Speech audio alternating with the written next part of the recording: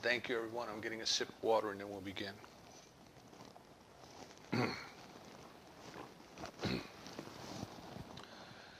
So I would just like to mention that in our studies, there's typically three ways of learning, 3 degrees perhaps, three incremental steps in learning. And the first is that we hear about something. Maybe we read a book, maybe we listen to a Sunday talk, maybe we watch a lecture on YouTube, but we hear about it. And that's, for many of us, that's kind of the first step, we kind of hear about it. Now that doesn't mean that we realize it. It doesn't mean that we can do it or that we have fully experienced it, but we are aware of it. We know it's there, we're aware of it, we haven't maybe given it too much thought, but there's an awareness that's there. And sometimes that awareness comes and goes. We hear something and then it really doesn't mean anything to us too much at that time, and we forget about it, and then maybe 10 years later it comes up again and we say, oh yeah, I remember, I heard something about that.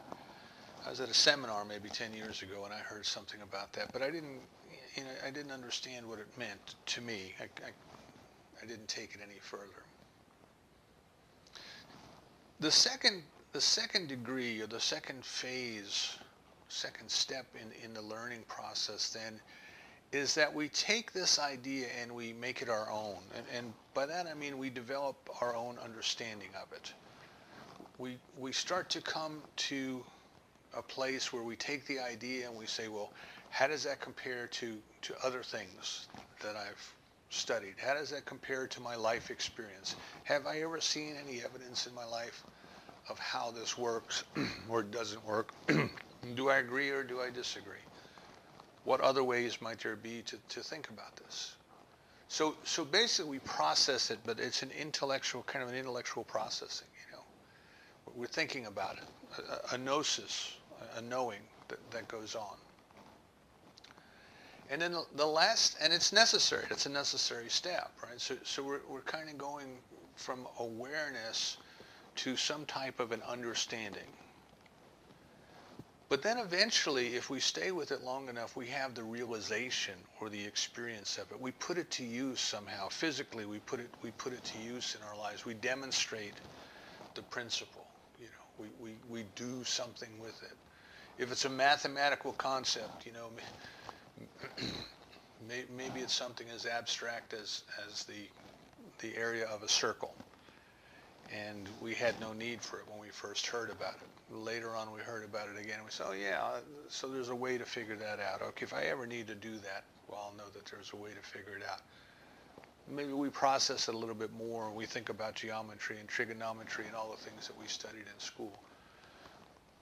But then there comes a time when we have to go out into the yard, let's say, and we're going to build a round patio in the yard. And now it becomes practical to us. Now we have to put it to work. Now we have to say, well, gee, how much gravel do I need to put underneath these paving bricks? What is the area that I'm working with? And now we apply it. See, now we do it, and we've realized it. We've had an experience of it. This is pretty much called the wheel of learning, because usually what happens after that is there's a fourth step, which is we get feedback from it and we analyze what we did, and then that prepares us for perhaps learning at the next step or the next level, wherever that might be, to take us back into the wheel of learning. We now have all of this realization and experience with us that we can take a little bit further. So I only mention this in kind of preparation for what we're talking about today, which is our spiritual path, our spiritual journey. And that is moving from an awareness or an idea or a concept, perhaps that somebody else told us about.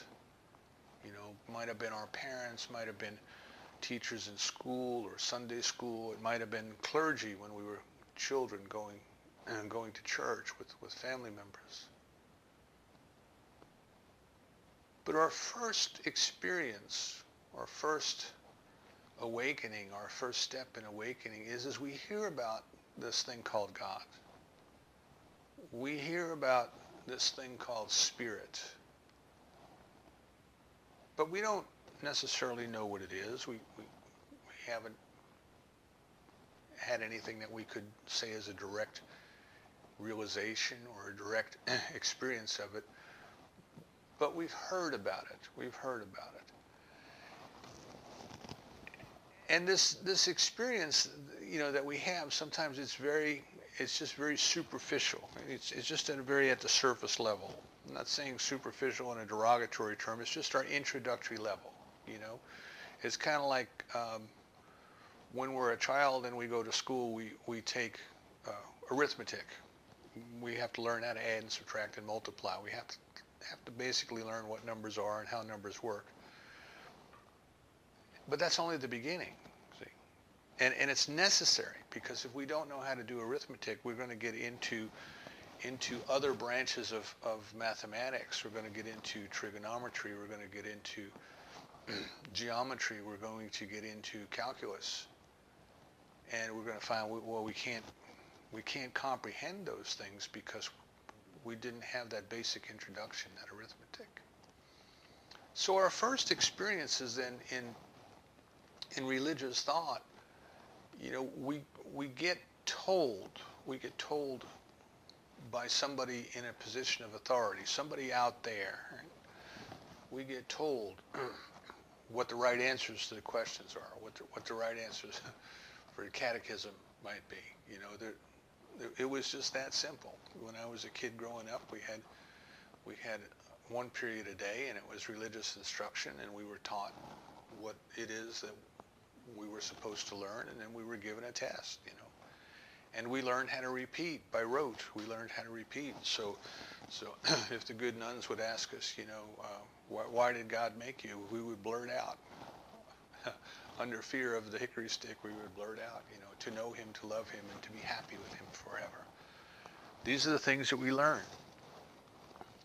And I'm not saying that they're wrong. What I'm saying is that my understanding as a child was certainly nowhere near what it is now as an adult. There's a progression, is what I'm saying. There's a progression of learning. There's a progression that we go through. So maybe we get older and we start to explore world religions. Maybe we have the experience of meeting people from other religions or no particular religion, or people who are atheists. Just different worldviews is my point. We start to travel.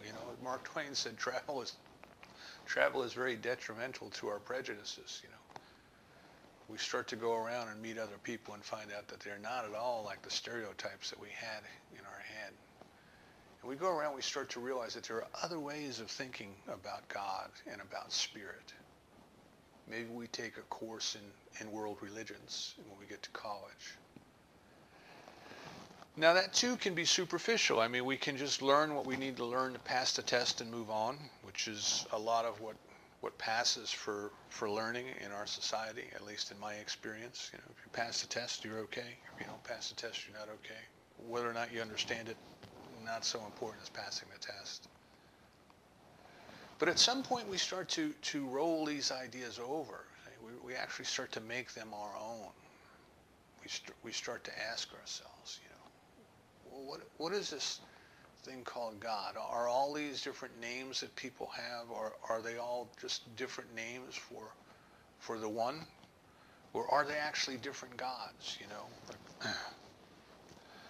It's kind of difficult for us in today's society to look back and really understand the experience of the religion of people who lived a long time ago.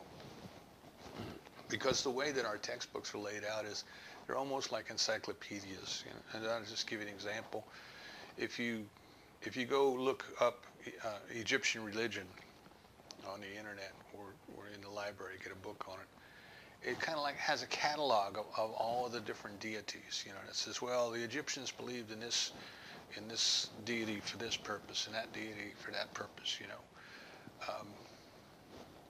Not not so unlike not so unlike other cultures and other religions that had a deity that was in charge of rain, and a deity that was in charge of sun, and a deity that was in charge of fire, and those sorts of things. But we really don't understand what it was like for a person living in that society by simply reading a catalog of their ideas or their concepts of the deities, or a deity expressing itself with many faces. No more than you could open up a book about saints in the Catholic Church and read the names of all the saints and why they're recognized to be saints. Excuse me. You would not understand what it means to be Catholic. You would just understand what the definitions of the saints are. But if we take time and we start to really work with these ideas and really process these ideas and really start to think about them, then we come to some sort of an intellectual understanding. Then we start to grasp, so perhaps these different deities, these different angels, and these different saints that have these specialized areas of work, perhaps they just represent concepts. Perhaps this is, as Joseph Campbell would tell us, perhaps these are fundamental concepts of the human mind that are just taking on the characters and the costumes of a particular culture. There's something deeper there. There's something that goes beyond the intellect, you see. There's something that is bubbling up through the intellect. You might think of Carl Jung's collective unconscious and his work, Man and His Symbols. And he says, there's something back there. He called them archetypes. There's something back there that's kind of bubbling up. And it bubbles up across all cultures. Isn't that interesting? That people of many different cultures have these same primordial ideas that start to give rise. And now we start to work our way back to realizing that whatever this is that we're describing is something that goes beyond the intellect's ability to grasp. We'll never know it intellectually. We cannot. I'll give you an idea. I'm going to switch over now to physical sciences and kind of give you an idea that will take you through there. And in physical sciences, those of you who are about the same age as I am, when we grew up and we studied physical sciences in school, we were learning about protons and neutrons and electrons. And things have mass, and things that have weight, and energy forms, and all of these different things that were very tangible, very real. They could be understood and they could be observed to some extent through laboratory experiments. We learned the periodic table of elements as children, and we learned that the elements fit in the little boxes that we were in because of the number of electrons that they had and the atomic weight that they had. And we understood that. It was kind of made, presented to us as something that was very tangible that we could understand. I went on to study electronics later in my life, and I put it to a practical application. I started to work with it physically, and I started to have a deeper realization of what these things meant. I worked with vacuum tubes back in the ancient days of electronics when we were using vacuum tubes, which are still using, by the way. Anybody who plays a guitar probably has them in their amplifier. But I understood that there was a flow of electrons that passed through the vacuum tube. I understood that the flow of electrons was regulated back and forth. And that's how we could produce amplification. That's how we could take a weak signal and make it stronger by sending it through these multiple stages of vacuum tubes. Each one taking the signal, the output from the previous one, and making it a little bit stronger and making it a little bit stronger.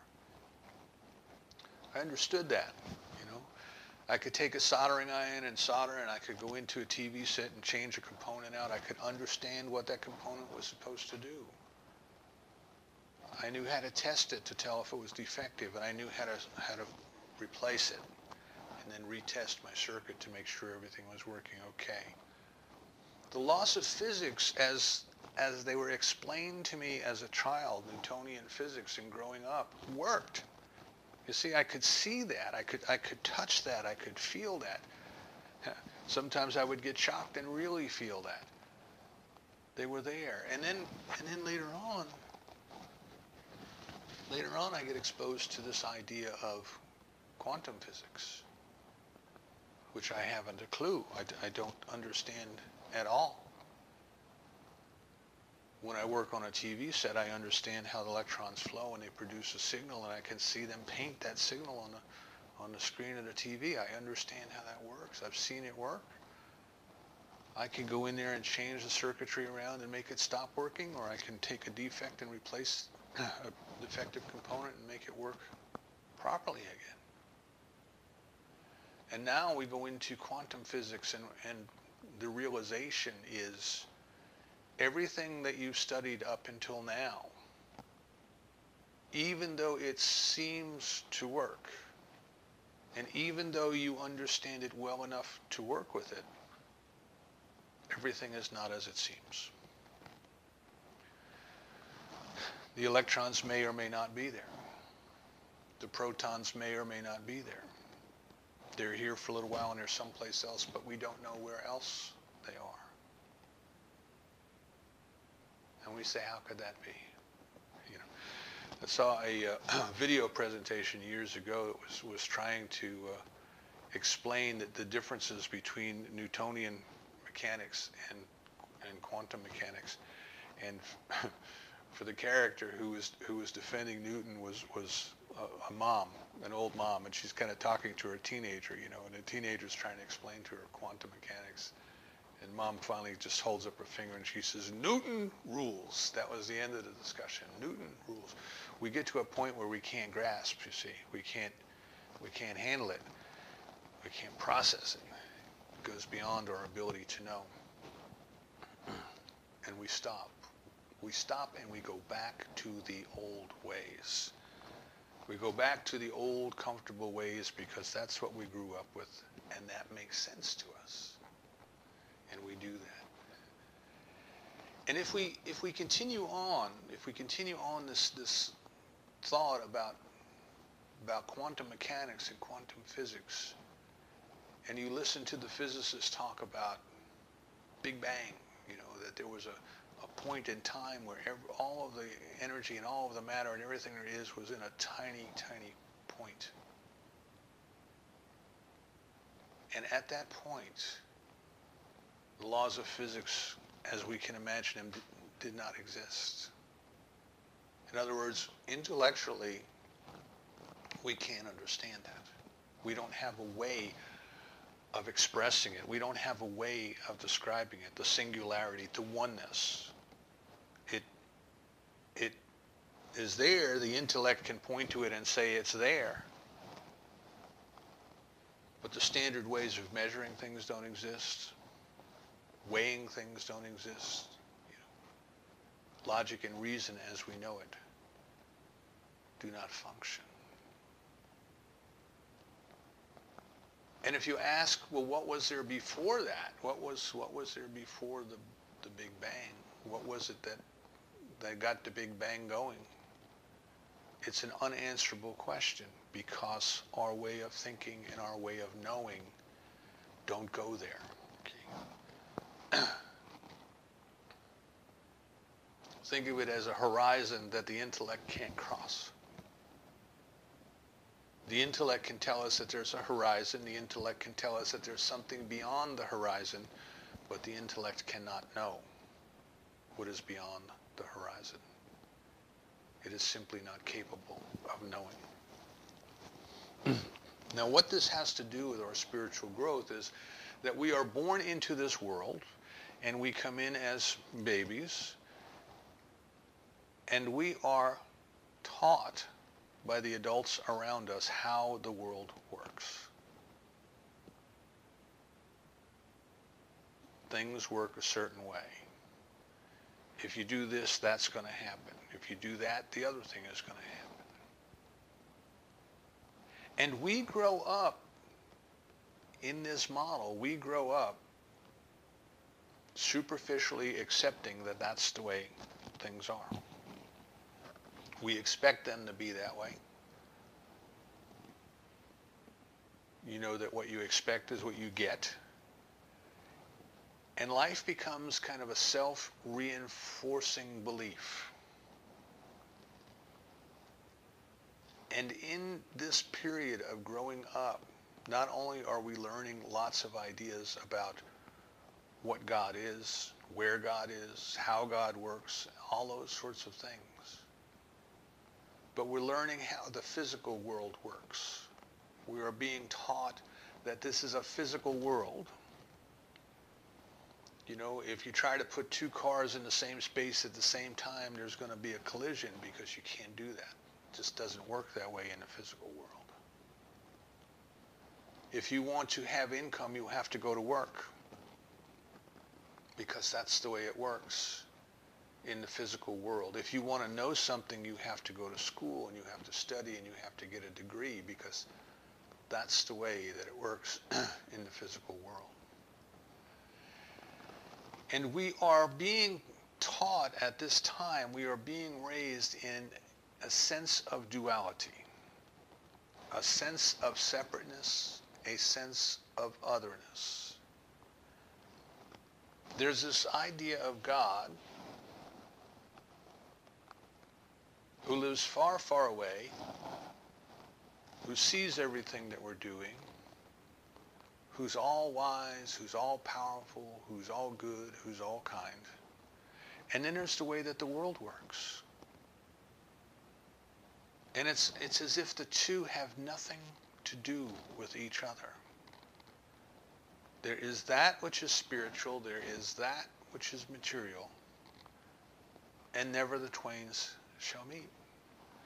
And this is why I think Dr. Holmes shocked people with the opening pages of the Science of Mind textbook when he says, we look forward to the day when religion and science shall walk hand in hand from the visible to the invisible. In other words, we're all trying to seek that first cause. What is the first cause? What is it that kicked the can, that got the big bang going, so to speak? What is it? So the equivalent here is that at some point in our life, in our education, we start to come to this understanding that the physical world as we knew it, as we learned it, as we understood it, is not the way it is at all. It just appears to be that way because there's this other field of study, this quantum field of study, that explains that things work much differently. And we also come to a realization that the things that we believed to be physical and subject only to physical law may actually be spiritual and subject to spiritual law. We start to come to a realization that what we are is not our physical bodies, not our jobs, not our life conditions, not our marital status or parental status, none of those things. But we are some part of that undifferentiated whole that's called God. But now our understanding of God is much different than it was when we were children in Sunday school, and perhaps thought of God more as a Santa Claus, as a being who lived up in the sky and sat on a big throne and looked down upon us. If we were good, we got rewarded, and if we weren't good, we got punished.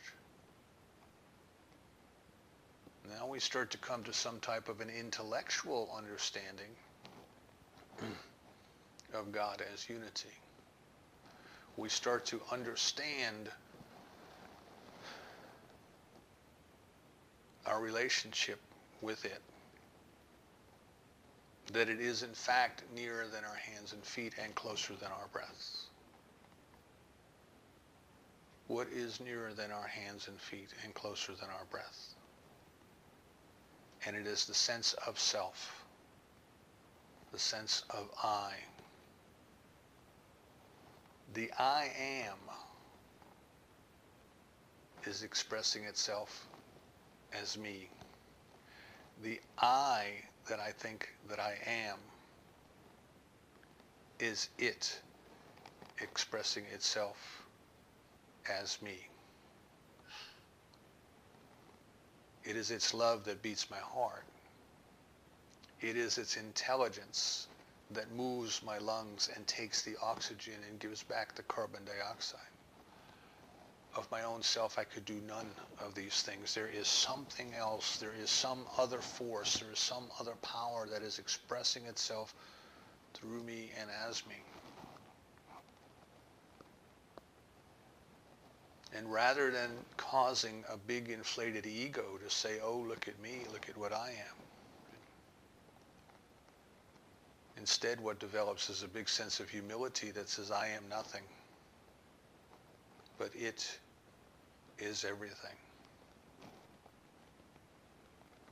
You may remember, if any of you who grew up studying Old Testament, Moses and Exodus, as children in Bible stories, there's a part where Moses is leading the Israelites out of Egypt. And of course, they're in the desert and they need water. And the whole time, if you listen to the story, the whole time God is just working all kinds of miracles around Moses and Aaron and for the people. This whole thing is just a story of direct divine intervention. All these things that are happening. Without firing a shot, Pharaoh lets them go. Now, these are stories, these are metaphors that are teaching us something. And there's a part where the people need water. And Moses goes up to the rock and he raises up the staff that God gave him. And if you remember the story, the staff had kind of magical powers. Moses could do lots of different things with his staff. But Moses raises up the staff and says to people, he says, don't worry. He says, we are going to make water come out of this rock, meaning he and Aaron, Moses and Aaron. And he struck the rock and the water flows out. And then God has a word with him. He says, we, you think you're making the water come out of the rock? You think you and Aaron are making the water come out of the rock? He says, you're not going to be able to enter the promised land. So they had to wander around for all those years till the old ideas died off. And then the people went in, but Moses didn't go in.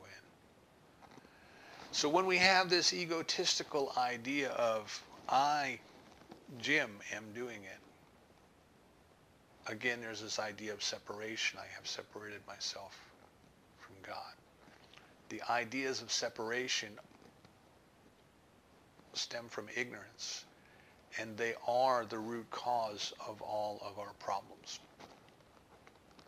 So as I start to come into this awareness then, that I of my own self do nothing, that there is this power within, this omnipotence within, this omniscience that knows, this omnipresence that is everywhere present, and yet God is not these things. God expresses itself in these ways. There is something that the intellect can't grab, just like the intellect can't understand the Big Bang or what happened before it, because the way of thinking doesn't work. There is this thing called God. Right? Dr. Holmes, first chapter of the textbook, the thing itself. We can't even describe it. It's ineffable. It is the great unknowable, as the Hindu scriptures tell us.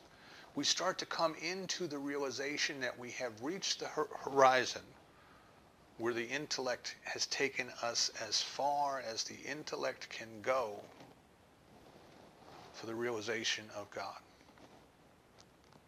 We learned about God as little children, and we developed an idea about God, and that idea included a separation between the world, the physical world as we know it, and the spiritual world, which is often a heaven somewhere far away. We have taken that idea and matured it as we have grown, and we have started to come into a deeper understanding that no, God is not far away, but right here. God is expressing itself through all of its creation. We can understand that. We have an intellectual understanding of it. But then there comes a point where we have to realize it through experience. We have to realize it through experience. And this is what we're talking about. The title of today's talk was Signs Following. And there's a couple places in the New Testament where people would say to Jesus, the Christ, the one in whom the presence of God was realized. Right? And that's the potential for each and every one of us.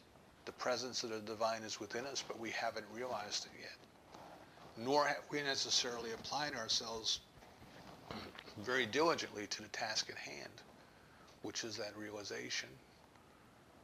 But the people asked Jesus, well, how do we know all these people that come after you and say that they're with you? How do we know that they're the real deal? And the answer was, there'll be signs following, and by their fruits you shall know them. Now, interesting, I just need to touch on it briefly. If you go and you check that part of the scripture where it says there'll be signs following, it says they'll cast out demons, they'll speak in tongues, and they can drink poison and handle snakes without harm. And this, of course, has led to folks literally, if you know anything about Appalachia, you know about snake handling and things like that. It has led people to take that literally. And I just wanted to point out that in Rocco Errico's exposition of the Aramaic language, these were metaphors. These were idioms, excuse me. So to be able to drink the poison and handle the snakes, it meant to deal with the people who are against you, to deal with the people who don't like you. The gossip and the lies that they say about you is the poison, the backbiting and the things that they would do to harm you makes the snakes. So what Jesus was telling the people is these folks are going to be unaffected by the things of the world. That's the way I take it. Have dominion, if you want to call it that, over the ways of the world. But the typical way of doing things in the world is not going to apply to them.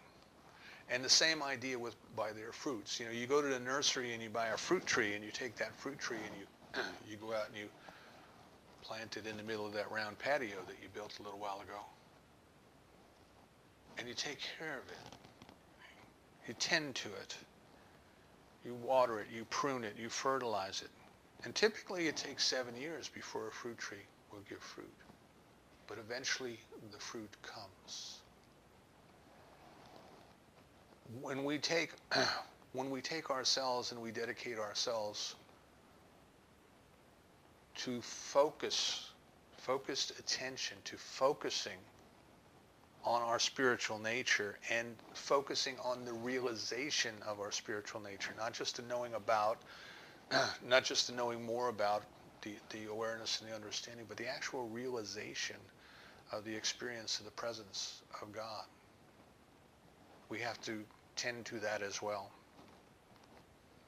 We have to nurture that as well. We have to take out the weeds. We have to bring in the water and the fertilizer. And it too takes years, typically takes years, of the development of the soul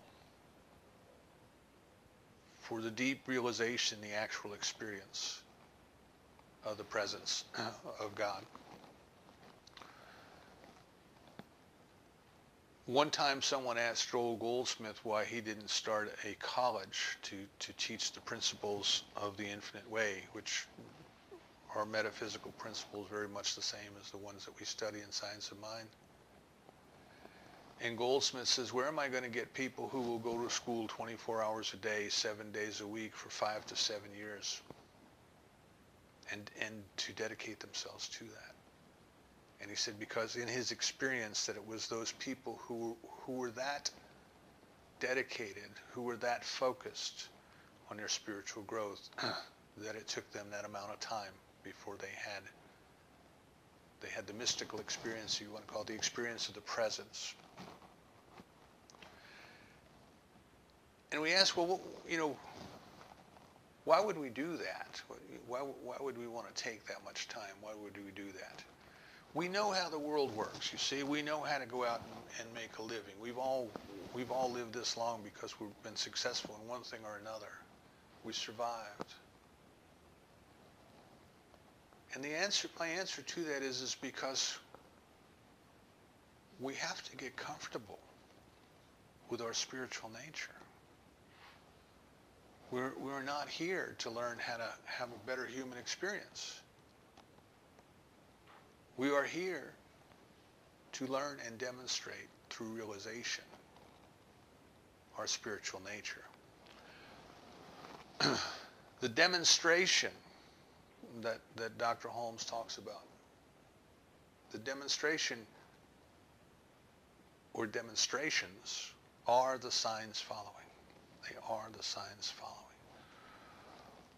When we make our contact with the divine, when we begin to realize through an experience that goes beyond the intellect, our lives change. Our lives change. And many times what happens is people will go into a spiritual teaching thinking, I'm going to go into the spiritual teaching to change my life.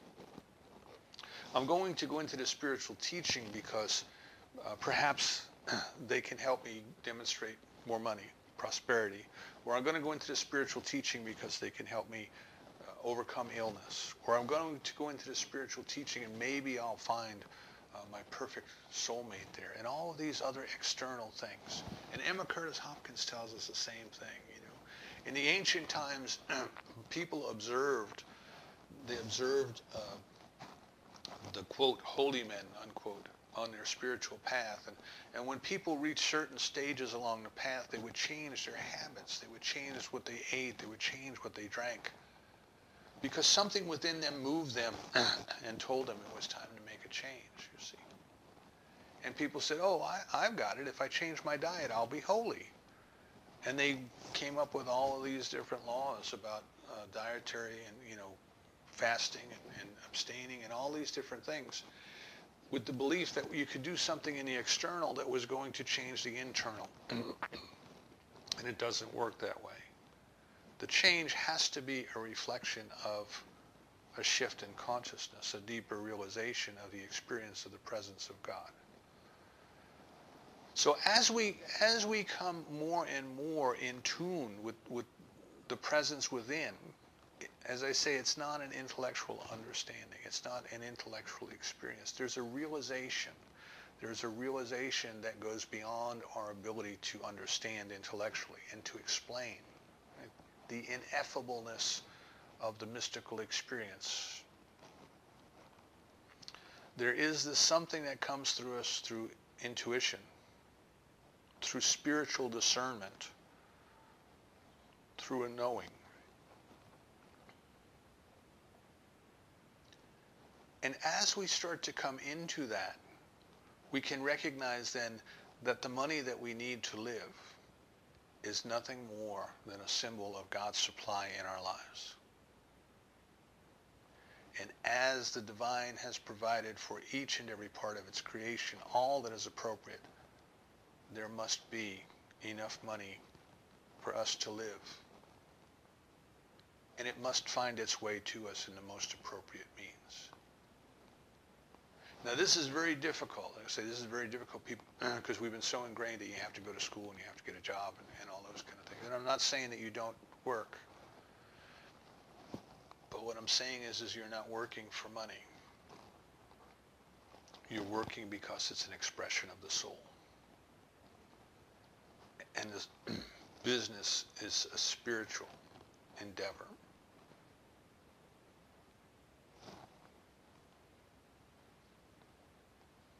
We met a young lady one time in a church in Durham, and she was working as a chemist at one of the labs out in Research Triangle Park.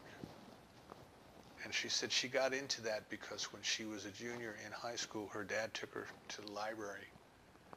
And in those days, we had an Encyclopedia Careers. I'm sure it's online right now. And he looked for the highest paying profession for women. And in those days, it was chemical. I was a chemical engineer. And he told her, he says, that's what you're going to do. You're going to go to NC State. You're going to get a degree in chemical engineering. And that's what she did. And she was absolutely miserable.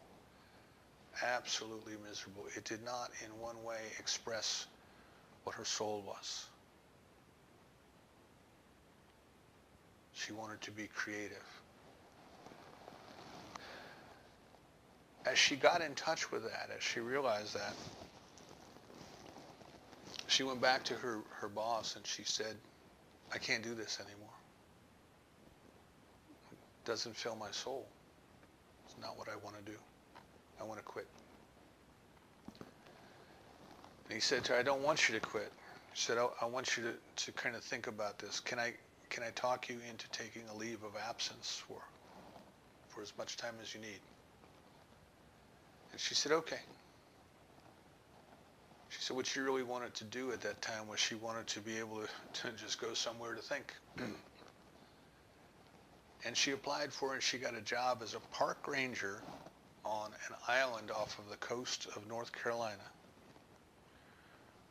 where she and her dog and the campers down at the campground were the only people on the island. During the day, she gave tours, but at night she was completely alone, just herself and her dog. And she had time to get clear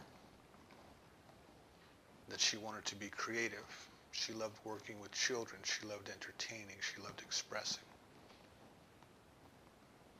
She went back to her boss when the summer was over, and he said, do you still want to quit? And she said, yes, I do, because this is what I want to do. I want to be creative, and I want to work with children. I want to entertain. He said, you know, it's funny you should mention that, because while you were gone, we've decided that we're going to produce a children's television show with puppets to try to explain what we do and to help educate the children about the world. When we get in touch with the Spirit, when we completely go back in and trust that we are spiritual beings living in a spiritual universe, doors open that otherwise seem closed. We may, from the outward appearances, still be going to work, but we are not working for money. We are expressing our soul, and whatever is required to support us comes to us in whatever ways as may be appropriate. So what all of this boils down to, in my mind, where I was going with this, or I thought I was going with this today, is at some point we have to recognize that we are spiritual beings living in a spiritual universe, and we must decide that that is how we will live the rest of our lives here.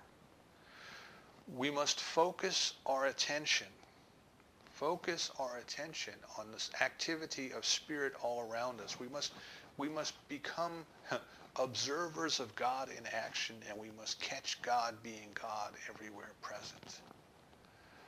We must break loose of the things that bind us to our intellect and our ego, and we must learn to go sit and be still and know.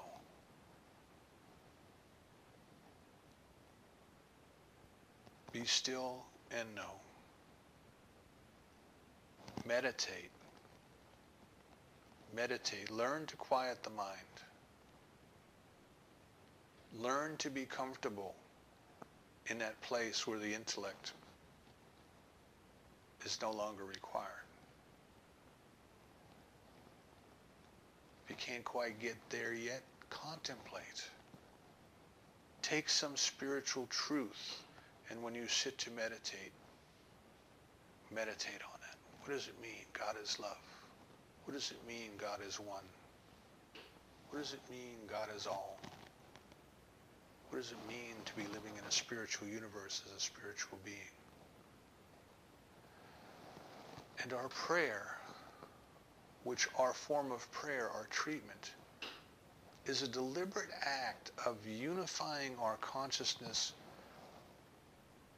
with God the way God is, and not unifying our consciousness with the way the world thinks things are.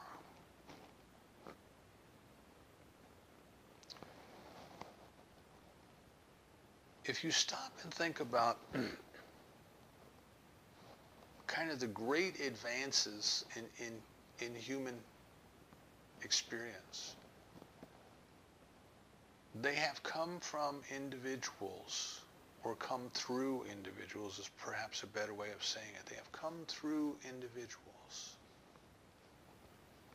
who have made some contact with that presence. Moses recognized the presence of God and led the Israelites out of bondage. Yes, it's a teaching story. Yes, it's a metaphor. But do you get the message? It took an individual whose consciousness made contact with the presence of the divine, the burning bush, the meditative experience of the flame that burns but doesn't consume. And because he as an individual had that contact, he was able to affect an entire nation. The Buddha, one person, had that experience, and after he had that experience became a light to many, many people in the world. Jesus became the Christ, had that experience. Now what has happened over time is that the message of these enlightened individuals has been diluted, has been distorted, has been subverted for human means. Human consciousness kind of comes back in and twists the truth for its own purpose. So a religion that is founded on peace becomes a religion of war. Because people tend to go back to the old ways of thinking. And what is required of you and I is to refuse to go back. To focus our attention. To focus our attention on the fact that we are spiritual beings in a spiritual universe, and to make our burning desire, as much as we would want a pond if our hair was on fire, our burning desire to simply know God. Simply to experience God. There was a movie, The Officer and a Gentleman, and Richard Gere was in it. I may have mentioned this a while ago. It's been on my mind. But Richard Gere was in it. And there was a scene where he has the necessary fight. Every war movie or every basic training movie had it. Louis Gossett Jr. was a drill sergeant. I was searching for the name. Louis Gossett Jr. was a drill sergeant, and Richard Gere was the recruit. And it comes to the inevitable: recruit and a drill sergeant have to fight it out. All Hollywood seems to think that that's a necessity. And Louis Gossett Jr. is telling Richard Gere, he says, before you get to be a pilot, he says, you have to get past me. And I'm not just going to let anybody past me. And Richard Gere sort of has a meltdown. And he's standing there shaking, and he's standing there crying. And all he can say is, I want to fly jets. I want to fly jets. I want to fly jets. It all boiled down to his burning desire to fly jets. To him, at that moment in time, to that character in the movie, at that moment in time, all he wanted was to fly jet airplanes. And I have this dream. I have this dream where we're all in this dream together, and we wake up and we're standing there kind of the same way that Richard Gere was in that movie. And we're saying, I only want God. I only want God. I only want God. Up until now, it may be that we're going down the river and we've got 1 foot in one canoe and 1 foot in another canoe, and we're floating down the gentle stream and everything is happy. We've got 1 foot in the world, we've got 1 foot in the spiritual world, and we think everything is okay. But what happens is when we hit the rough water, when we start to get to the rapids, we're going to have to make up our mind. You're going to have to get into one canoe or the other. Now, most people, when the going gets tough, they go back to what they know. They go back to the old way of thinking and being because that's what makes sense to them. And what I'm asking you to consider today is I don't want to go back. I only want God. So join me now and put both feet in the spiritual canoe if they're not already there. Put both feet into your focused attention, your determination of catching God being God everywhere, of seeing the visible evidence, the signs following that we are in a spiritual universe. Make your heart's desire to know more of God. And as we know more of God, the conditions in our lives will take care of themselves. Father knows what we need before we ask, but seek first the kingdom. I'm only here for God. And so it is.